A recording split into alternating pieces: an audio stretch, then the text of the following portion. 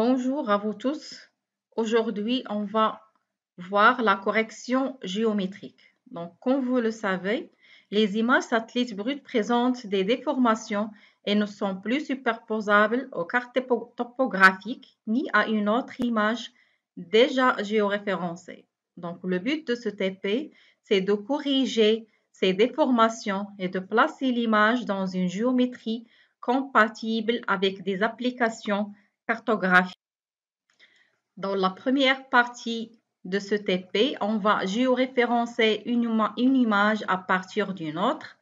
Pour cela, nous disposons de deux images QuickBird, l'une géoréférencée et l'autre non.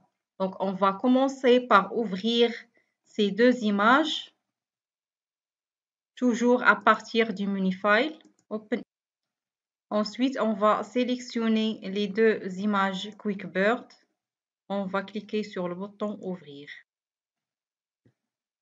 Maintenant, on va ouvrir l'image géoréférencée dans le display 1 et l'image QuickBird sans géoréférencée dans display 2, pardon. New display. Maintenant, on va comparer les caractéristiques techniques des deux images. Pour cela, on va cliquer avec le bouton droit, ensuite curseur location value. Donc, comme vous voyez ici, l'image du display 1, elle contient les coordonnées géographiques ainsi que latitude et longitude. Par contre, l'image du display 2 ne contient que des valeurs numériques. Très bien. Maintenant, on va géoréférencer cette image en cliquant sur le menu Map, ensuite Registration, Select GCP S, c'est-à-dire Grand Control Point Selection, image to image. Donc, dans la fenêtre qui s'ouvre, dans Base image, on va indiquer le display 1 comme le display contenant l'image de référence et dans Warp image, on va indiquer le display 2 comme le display contenant l'image à géoréférencer, puis validé par OK. C'est à l'aide de cette fenêtre que vous allez géoréférencer l'image en créant des points de contrôle au sol ou ce qu'on appelle Ground Control Point. Donc, cliquez sur Show List pour afficher la liste des points de contrôle. Donc, pour l'instant, elle est vide. Elle contient les coordonnées du pixel de référence, les coordonnées du pixel à rectifier, la valeur estimée par le modèle, l'erreur entre X et X estimé, Y et Y estimé, et le carré moyen des résidus. Très bien. Maintenant, on va sélectionner un endroit très clairement visible et identifiable au pixel près dans l'image de référence. Par exemple, ce pixel, c'est un croisement. Ensuite, on va sélectionner le pixel correspondant dans l'image à corriger.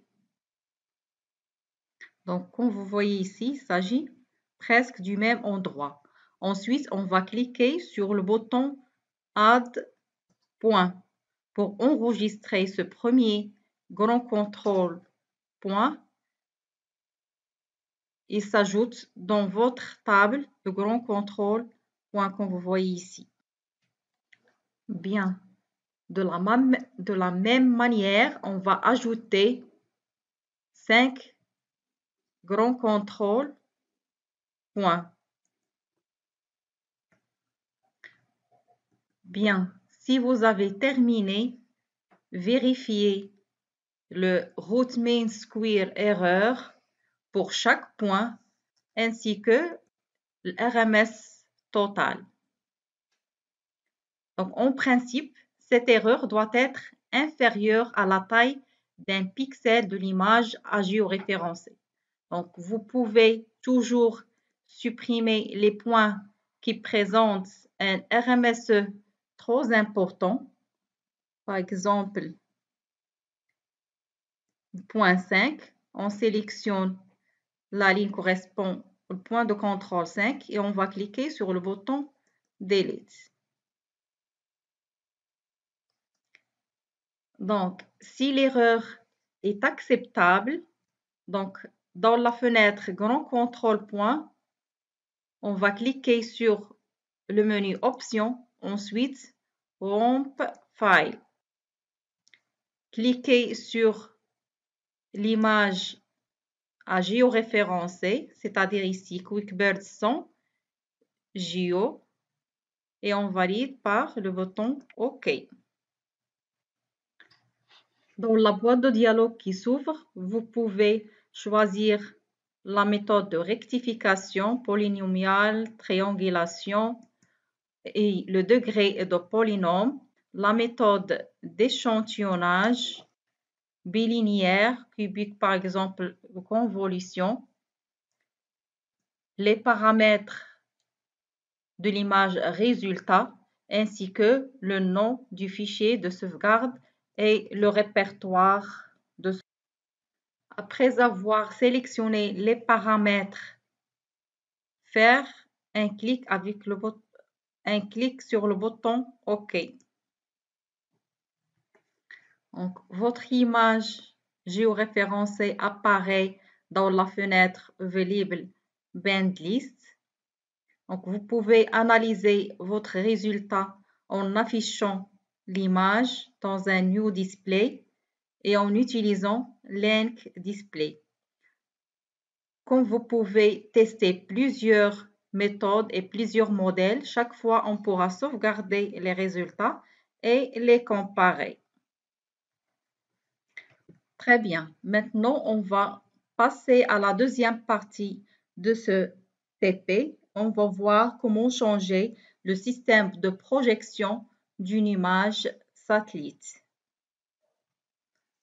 Pour cela, on va fermer toutes les fenêtres ouvertes et on va ouvrir l'image Landsat Agadir. Maintenant, on va voir tout d'abord le système de projection de notre image en cliquant avec le bouton droit, ensuite curseur location value. Donc, comme vous voyez ici, c'est l'UTM zone 29 Nord. Donc, maintenant, on va changer le système de projection en lombaire conforme conique.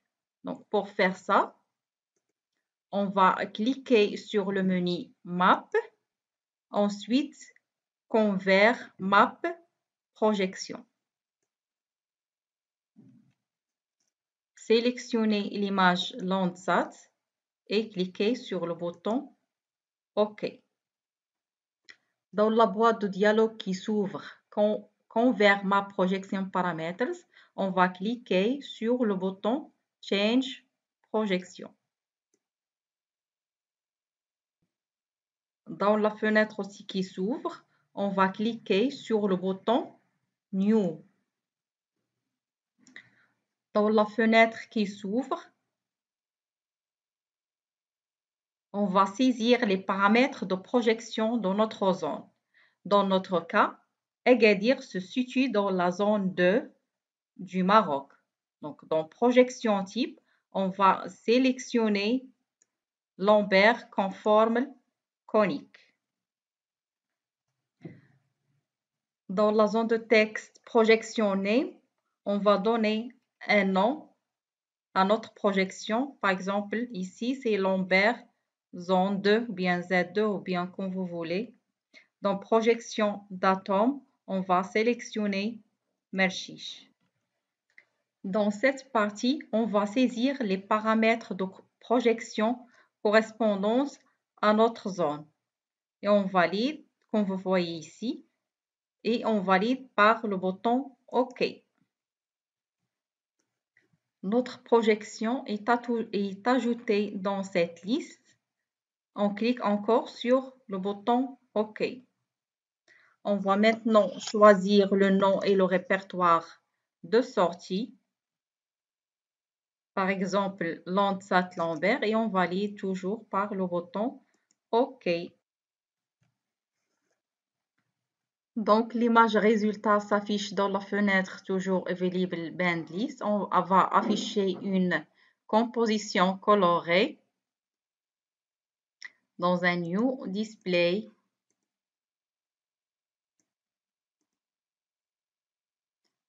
Maintenant, on va cliquer avec le bouton droit, ensuite curseur location value pour vérifier.